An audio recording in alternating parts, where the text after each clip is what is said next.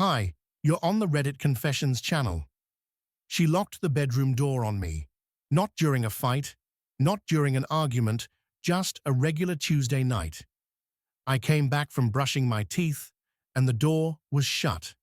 Click. Locked from the inside. No warning, no explanation. And when I knocked, confused like some guest in my own house, her voice came through the wood. I just need space. Don't take it personally.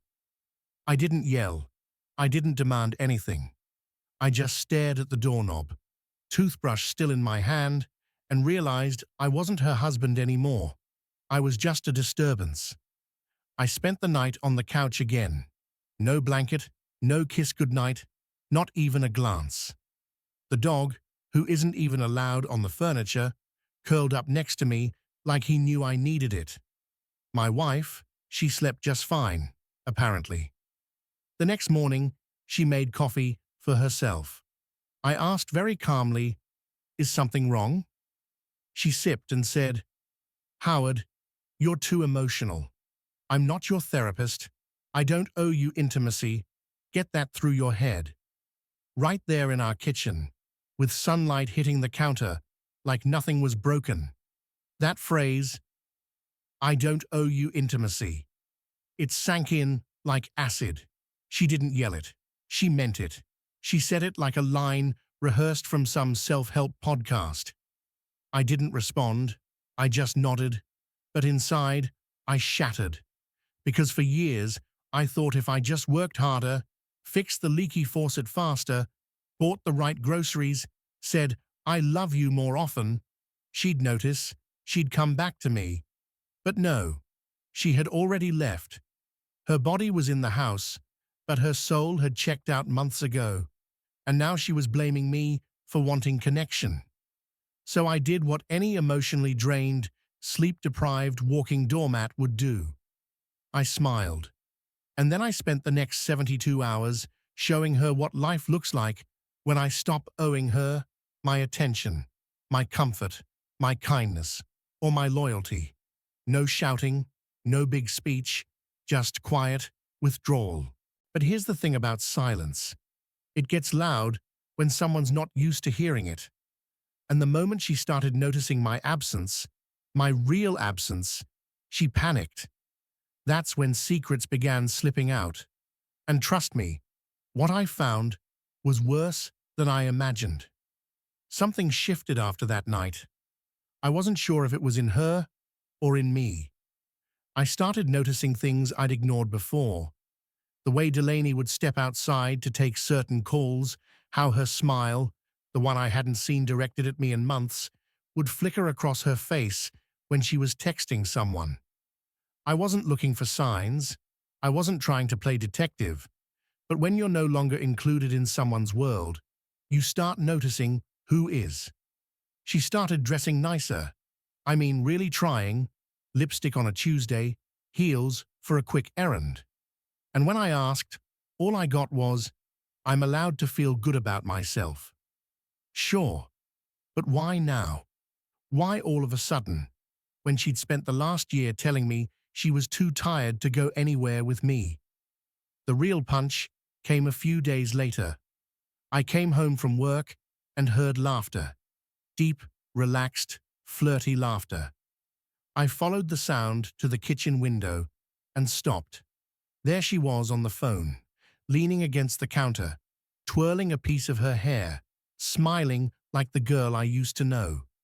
But when she saw me through the window, her face hardened so fast it made me dizzy. She ended the call without a word, walked past me, and said, "Don't look at me like that." Like what? Like I noticed you were happy, just not with me. I didn't say anything. I was tired of repeating the same cycle. Ask, get dismissed, walk away feeling small. I didn't want another lecture about how I was too emotional or clingy. That night, I turned off the alarm clock. Hers too. I let her be late for once. She stormed into the living room yelling, "Howard, why didn't you wake me?" I smiled. "You don't owe me intimacy. I don't owe you timekeeping." She blinked. And for the first time, she didn't know what to say. Something in her cracked. But I wasn't done, because I had just started paying attention. And what I was about to discover next would take everything to a whole new level. The next morning, something inside me clicked, not in a triumphant way, but like a weak light bulb flickering on in a dark, moldy basement. I wasn't crazy. I wasn't dramatic. I was just stupidly, painfully late to a reality that had been slapping me across the face for months. Delaney didn't just stop loving me. She had started loving someone else. She wasn't distant because of work stress or exhaustion. She was already building a world where I didn't exist, piece by piece, smile by stolen smile. And I found the first brick of that world in her car. She had taken mine that morning because hers needed gas. Normally, I wouldn't have checked, but I forgot my laptop in the passenger seat the night before. I opened the door, and the first thing I saw was a receipt. Nothing special, just a crumpled paper from a local wine bar. But the time on it, 11:48 p.m. That was the same night she told me she was staying late to help her sister pack for a move, and she never drinks wine. Ever. I sat there in the driver's seat, hands shaking, brains scrambling to play defense. Maybe she was with her sister, and they went out after. Maybe it was nothing. But then I glanced down and saw it on the floor mat. A navy blue tie. Not mine. I haven't worn a tie since my cousin's wedding last year. My stomach turned. I picked it up like it was radioactive. It smelled faintly like cologne I didn't recognize. Warm, sharp, confident. Everything I wasn't. I didn't confront her that night. Not yet. Instead, I did something I never thought I'd do. I took the tie. I folded it neatly. I placed it on her pillow, and I waited. She saw it, froze, blinked, then calmly picked it up and said, "Why are you putting junk on the bed?" That's when I realized something even worse than betrayal. She didn't respect me enough to lie properly anymore. She thought I was so weak, so spineless, that I'd just swallow it again.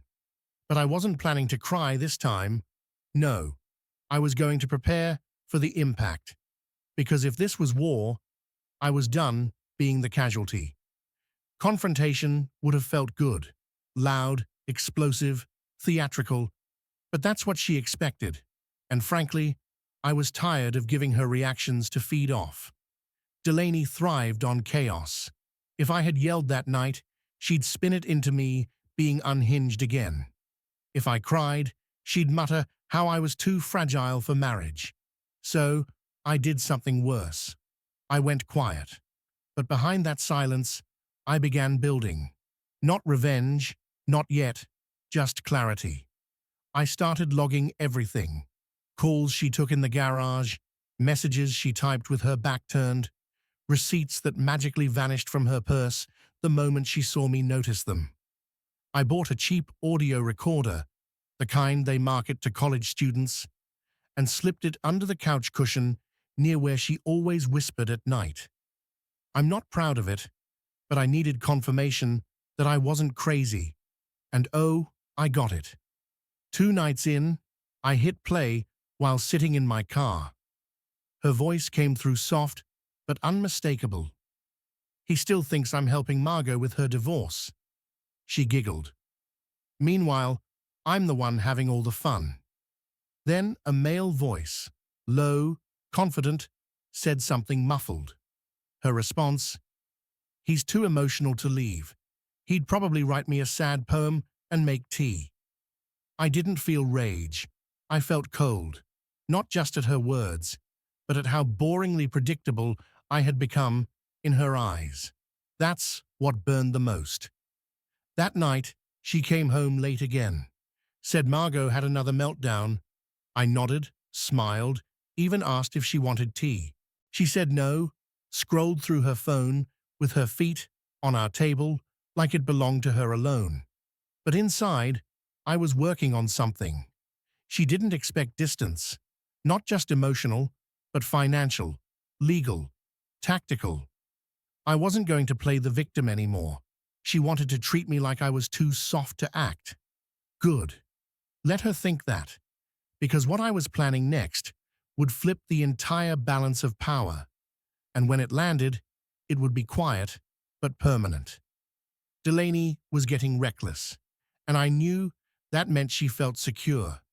That's what made it so easy to pull the next thread. The very next night, she told me she was going to a late yoga session with her friend Shelby. I nodded, even offered to warm up her car while she finished getting ready.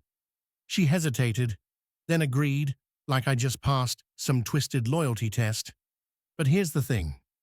Shelby had texted me earlier that day, asking if I could help her fix her porch light next week. No mention of yoga, no plans with Delaney. So, I did what no emotionally fragile husband was supposed to do. I smiled, kissed Delaney on the cheek, and watched her drive off. Then I followed. I stayed far behind, took back roads when I could. She didn't head toward the gym or Shelby's neighborhood. Instead, she turned into a small private lot behind an apartment complex I didn't recognize. I parked across the street, engine off, lights down, and then I waited. 10 minutes later, a man I'd never seen before pulled up. Tall, athletic, beard trimmed like a guy who checked his reflection a little too long. She opened his passenger door like it was choreographed. He leaned over and kissed her, just like that.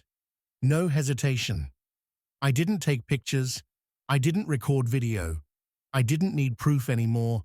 Not for her. I needed it for myself. To end the fantasy.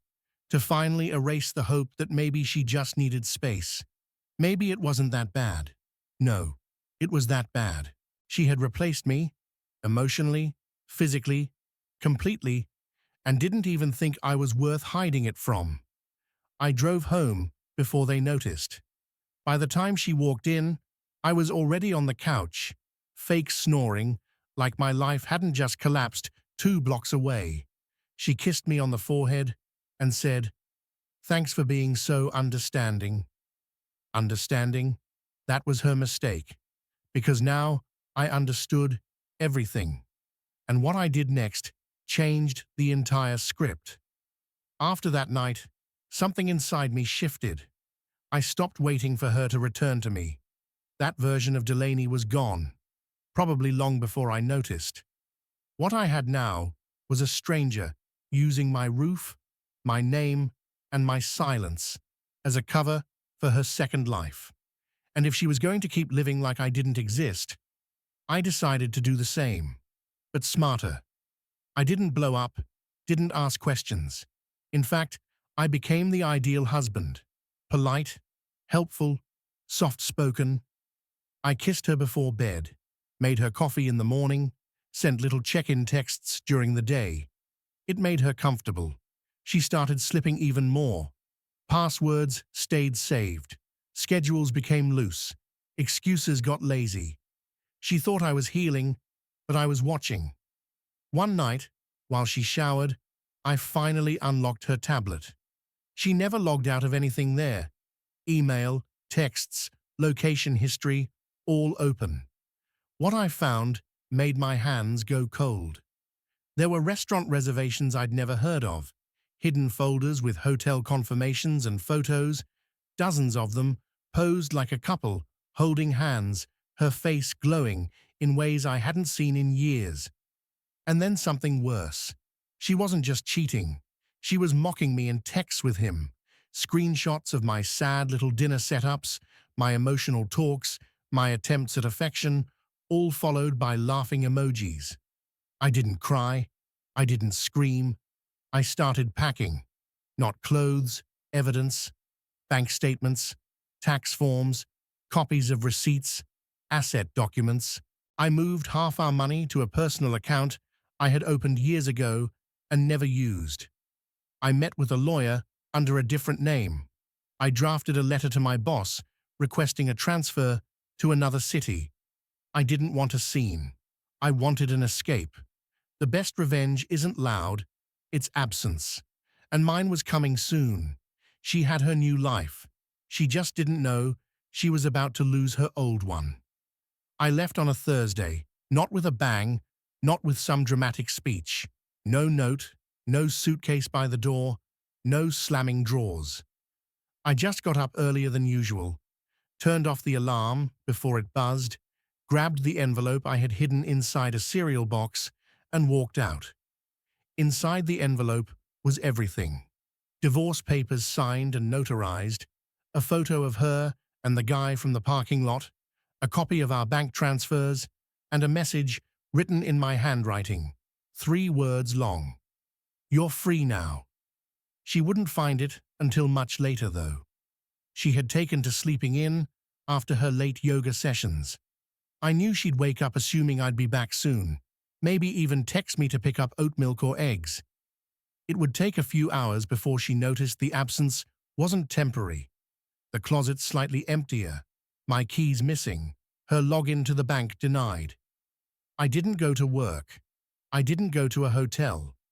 I went to a small cabin 2 towns over, one my uncle left behind before moving to Florida. Dusty, isolated, but with working plumbing and a lock on the door that didn't echo when it shut. I sat there for hours, not celebrating, not planning, just existing, letting the weight slide off in pieces. And then my phone started buzzing. 10 missed calls, 12 messages. "Where are you, Howard? This isn't funny. I need to talk to you now. What did you do with the money?" There it was. Not a single message about us. Just panic about control, about access, about consequences. By sundown, she had shown up at my sister's house demanding answers. My sister, who knew everything, handed her the envelope. She said Delaney stood in the driveway reading the letter over and over again, then just sat down on the porch like someone pulled the ground from under her. She hadn't expected me to have a final move. She thought I was all bark, no exit. But I wasn't barking anymore. I was gone. And she was finally hearing the silence I'd been living in for years. A week passed before she stopped trying to contact me. The calls turned into messages. The messages turned into silence. I guess once the money dried up and the excuses didn't work anymore, the fantasy she built with her affair partner crumbled under the weight of reality. My lawyer reached out a few days later. Turns out once she got the divorce papers, she tried to claim emotional abuse, said I was manipulative, distant, unstable. But she hadn't expected me to document everything. Screenshots, recordings, dates, receipts, all neatly filed and time-stamped. My lawyer said her face dropped when they presented the packet, like a magician caught planting the card in her sleeve. In the end, I kept the house, the savings, my name. She walked away with nothing but her story, and not even that held up. But here's where the story turns. 3 months after everything was finalized, I started hiking. I'd always said I wanted to explore the nature trails near my uncle's cabin, but never had the time. Now, I had nothing but time, and a quiet, peaceful place to rebuild. That's where I met Elle. She was walking her dog, struggling with a thermos lid, muttering to herself in frustration. I offered help, made her laugh, and before either of us realized it, we were talking like we had known each other for years. She wasn't flashy. She didn't play games. She asked questions and actually listened. We took things slow. No pressure, no pretending. Just 2 people figuring life out again. And for the first time in years, I felt like a man worth loving, not fixing. So if you're watching this and you're in the place I used to be, locked out of a room, a heart, a life, let this be proof that walking away isn't failure. It's freedom. It's the beginning of something that might just surprise you. You're watching Reddit Confessions. Have you ever reached a breaking point and found something better on the other side? Share the most surprising thing that happened after you walked away in the comments below. And remember, silence doesn't mean weakness. Sometimes it's the loudest move of all.